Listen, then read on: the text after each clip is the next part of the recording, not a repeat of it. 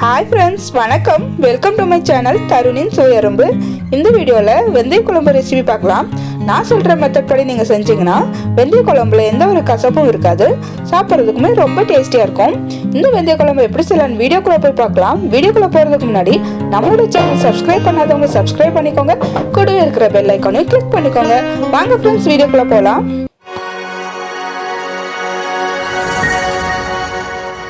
ஒரு பாத்திரத்துல ஒரு பெரிய லெமன் சைஸ் புளி வச்சிருக்கேன்.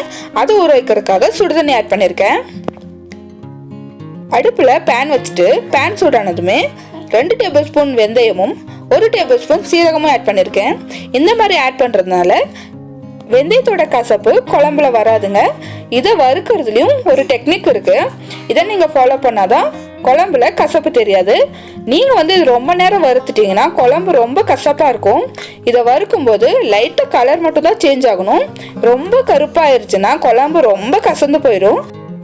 அதனால வெந்தயத்தோட கலர் லைட்டா சேஞ்ச் ஆகிற வரைக்கும் மட்டும் வறுத்துக்கோங்க. இங்க பாத்தீங்கன்னா தெரியும், இந்த அளவுக்கு வறுத்தாவே போதுமானதா இருக்கும். இதை விட கொஞ்சம் அதிகமா வறுத்துட்டீங்கன்னா கசப்பாயிரும். இதை ஒரு மிக்ஸி ஜார்ல டிரான்ஸ்ஃபர் பண்ணிக்கிறேன். டிரான்ஸ்ஃபர் பண்ணிட்டு இதை நல்லா ஃபைன் பவுடரா அரைச்சிக்கலாம். கொரப்பா இருந்துச்சுன்னா கசப்பு தட்டுங்க. ஃபைன் பவுடரா அரைச்சிக்கோங்க. அடுப்புல கடாய் வச்சுட்டு 4 டேபிள் ஸ்பூன் ஆயில் ஆட் பண்ணிருக்கேன். இது கூடவே 1/2 டீஸ்பூன் கடுகு, 1/2 டீஸ்பூன் வெந்தயம் ஆட் பண்ணிக்கிறேன். 1/2 டீஸ்பூன் சீரகம், 2 வரமிளகாவை கிள்ளி ஆட் பண்ணிக்கிறேன். ஒரு 20 இருந்து 25 போல சின்ன வெங்காயம் உரிச்சு வச்சிருக்கேன். சின்ன வெங்காயமே ஆட் பண்ணிக்கிறேன். 25 பல் பூண்டு ஆட் பண்ணிக்கிறேன். பூண்டு ஆட் பண்ணதுக்கு அப்புறமா கொஞ்சமா கருவேப்பிலை ஆட் பண்ணிக்கிறேன். இது எல்லாத்தையும் நல்லா வதக்கிக்கலாம். சின்ன வெங்காயம் நல்லா வேகணும்.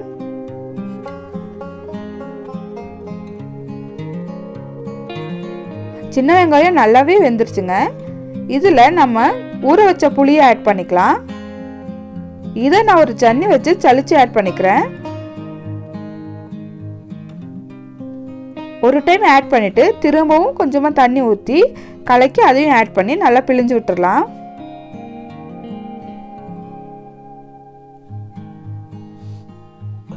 காரத்துக்காக 1/2 டேபிள் ஸ்பூன் வரமிளகாய் தூள் ஆட் பண்ணிக்கிறேன். 1 டேபிள் ஸ்பூன் மல்லித்தூள் ஆட் பண்ணிக்கிறேன். 1/2 டீஸ்பூன் சீரகத்தூள் ஆட் பண்ணிக்கிறேன். ஒரு 1/4 டீஸ்பூன் அளவுக்கு மஞ்சத்தூள் ஆட் பண்ணிக்கலாம்.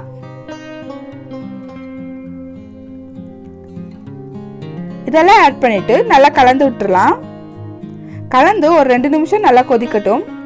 கொதிச்சதுக்கு அப்புறமா அரைச்சு வச்ச வெந்தய பொடியில ஒரே ஒரு டேபிள் ஸ்பூன் மட்டும் ஆட் பண்ணிக்கிறேன். மிச்சத்தை நீங்க ஸ்டோர் பண்ணி கூட வச்சுக்கலாம். ஆட் பண்ணிட்டு 1 டீஸ்பூன் உப்பு ஆட் பண்ணிக்கிறேன். உங்க சுவைக்கு ஏற்ற மாதிரி நீங்க எக்ஸ்ட்ரா ஆட் பண்ணிக்கோங்க. கொஞ்சமா பெருங்காயத்தூள் ஆட் பண்ணிக்கிறேன். இதெல்லாம் கலந்து விட்டதுக்கு அப்புறம் ஒரு 5 மினிட்ஸ் கொதிக்கட்டும். இது கூட ஒரு சின்ன துண்டு வெல்லம் ஆட் பண்ணிக்கலாம். புளியில செய்யற எந்த ஒரு குழம்பா இருந்தாலும் கண்டிப்பா வெல்லம் ஆட் பண்ணணும். அப்பதான் புளிப்பு கொஞ்சம் கம்மி பண்ணி கொடுக்கும். இது முற்றிலும் ஆப்ஷனல் தான்.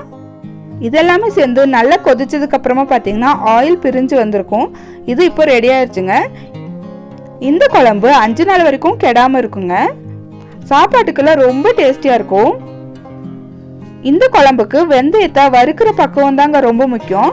அது கொஞ்சம் டீப் கலரா வந்துட்டாலும் குழம்பு கசப்பாயிரும். இந்த மாதிரி புளி குழம்பா அப்ப சாப்பிட்றத விட ஒரு நாள் வச்சதுக்கு அப்புறம் சாப்பிட்டீங்கன்னா ரொம்ப டேஸ்டியா இருக்கும். வெந்தய குழம்பு இப்படி செஞ்சீங்கன்னா எல்லாருமே விரும்பி சாப்பிடுவாங்க. அவ்வளோதாங்க. என்னோட சேனல் உங்களுக்கு பிடிச்சிருந்துச்சுன்னா லைக் பண்ணுங்க, ஷேர் பண்ணுங்க, சப்ஸ்கிரைப் பண்ணுங்க. கூடவே இருக்கிற பெல் ஐக்கானையும் கிளிக் பண்ணிக்கோங்க. நான் எப்பெல்லாம் வீடியோ அப்லோட் பண்ணுறேனோ அப்பெல்லாம் உங்களுக்கு உடனுக்குடனே நோட்டிஃபிகேஷன் வந்துடும். உங்களோட கருத்துக்களையும் கீழே கமெண்ட்ல பதிவிட மறந்துடாதீங்க. தேங்க்ஸ் ஃபார் வாட்சிங். அடுத்த வீடியோவில் சந்திக்கலாம். Bye friends.